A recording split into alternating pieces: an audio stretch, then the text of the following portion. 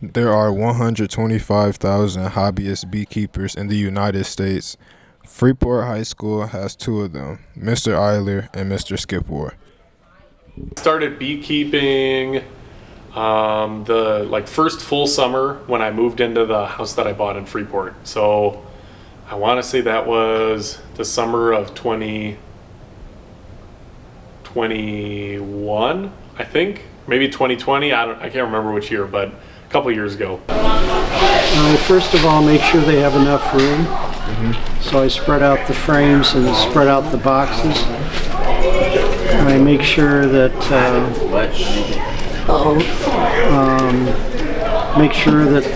nothing knocks. If they get knocked over, I put them back up and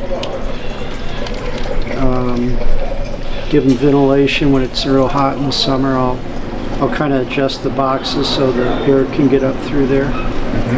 Bees, every week or 2 weeks, you have to do a hive inspection. So checking on the bees, making sure that everything's healthy, and that the queen is laying, that they're producing honey.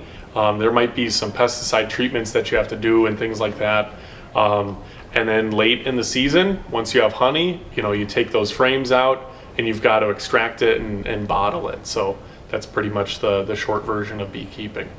Beekeeping can be profitable, but it depends on the scale of the operation. I don't really have an annual income. It's more, my goal is always to break even with the costs that I put into the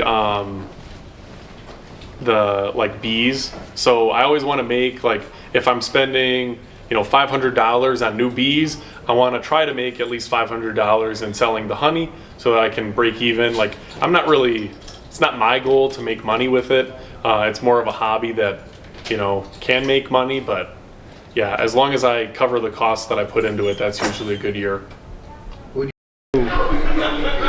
I would say most beekeepers are just hobby beekeepers. There are some that do it as a full-time job, but they must make enough to make a living, but they have to have at least 1,000 or 2 hives to be able to do that. Annual income from beekeeping?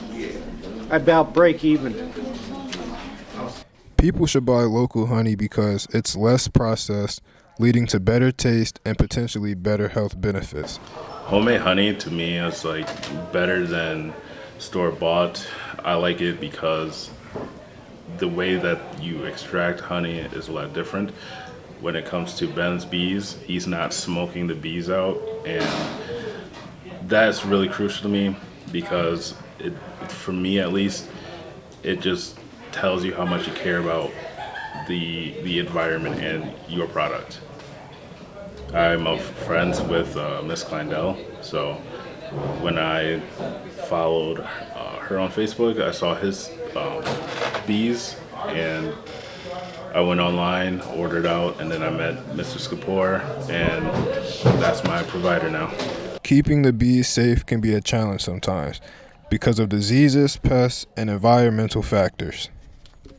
So in winter, you want to make sure that they have their full food stores. So kind of like how a lot of mammals will hibernate and they'll gain a lot of weight, bees will store honey. That's why they produce it. They store that honey so they have food to eat throughout the winter. So I want to make sure that they have enough honey, and then I just make sure that they're well insulated. So I might put some foam insulation around the hive, make sure that everybody's healthy, and then just cross my fingers and hope for the best. I've had some years where I've had hives make it through winter, and some years where if the weather's really bad or we have huge fluctuations in temperature, they might make it or they might not. I let them die. You can find Mr. Skipwar's Bees and Honey at Ben's Bees on Facebook, and you can find Mr. Eiler's Bees and Honey at Fitness Lifestyle.